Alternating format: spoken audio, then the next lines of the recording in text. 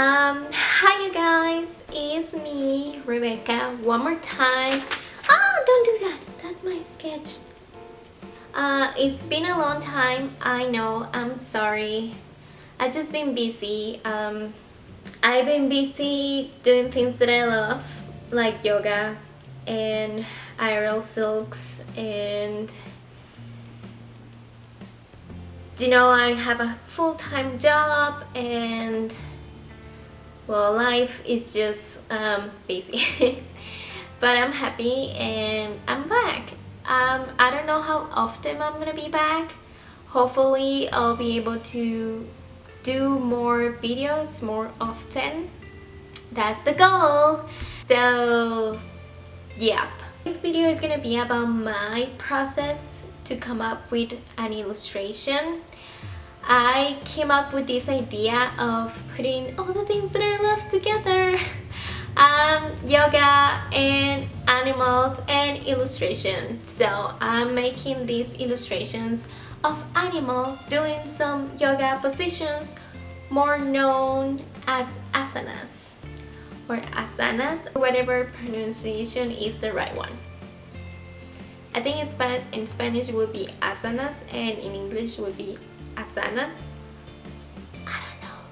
So the first step that I have when I come up with an illustration is inspiration. I need to gather some inspiration. Let's say more like is a research process. For this illustration, I decided to make a frog. So this frog is gonna be doing some yoga positions. So I started looking for some yoga positions that would inspire me, like I want to see this frog doing this yoga position. So I went through and decided that the yoga position for this frog was going to be this one that I'm showing here. And also I started looking for frogs because I need to see how they move and their anatomy and their shape, colors, and all that good stuff. So after I gather my research or inspiration, it's time to start with my sketching process. Now my sketching process, it takes a while. I'm not those fast illustrators that, come out with the first sketch on the first time and that's it. No, I need to have a process.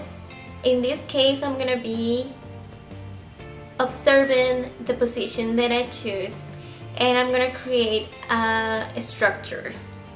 I'm gonna create this structure with circles and squares so I can create a really nice,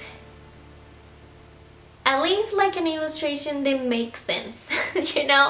That's my first step. I come up with a structure, and after that I have the structure, then on top of that I'm gonna be doing like my frog. So I'm gonna do the shape of my animal. In this case it's a frog, as I say. So I'm gonna start like giving the shape of the frog, like the big eyes and the long and like pointy little face, and the long arms and the long legs. So that's what I'm going to do on top of my structure. After I have the shape of the frog on top of this structure that I made, there are going to be some things that I want to clean up. In this case, I can notice that the legs could go, like the arch on the back could go farther, and then the face of my frog is not completely where it's supposed to be. So here's when I'm going to start using my Lightbox, and in this Lightbox is when I'm going to move my sketch to fix those little details that I noticed. Once that I have the shape of the frog just as I want it to be, then I'm going to work on the background. Backgrounds. I need a lot of practice with backgrounds. It's something that I don't do very often, but I need to start doing. So this is the project that I decided, okay, I'm gonna work on my backgrounds. So I start working on the background. As you guys can see, I'm struggling. I really don't know what to do, but I come up with an idea. So after that, I'm gonna move the drawing to a new white sheet. A lot of sheets, a lot of process, and then I'm gonna work on my background on this sheet. When I'm finally happy with the background that I have, this is it. This is my final sketch. Am I gonna color in on top of this? No. This is just the final sketch. I need to move this sketch to my clean sheet, and that sheet is gonna be the one that I'm gonna use to coloring. Now for these illustrations, I wanna use watercolor painting. I have never done it, so I'm a little scared, but I think it's gonna be a good practice, and I think they're gonna look so pretty.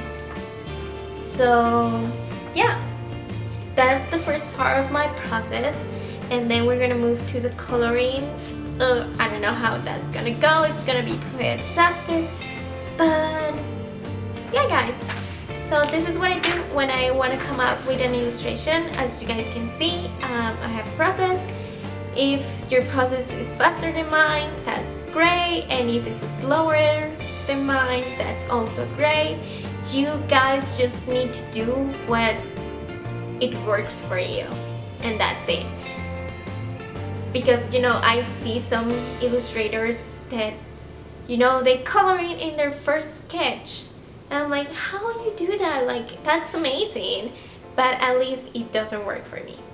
So you guys, that's it for today's video, and there you go. Please thumbs up, please subscribe, and see you in my next video. Bye.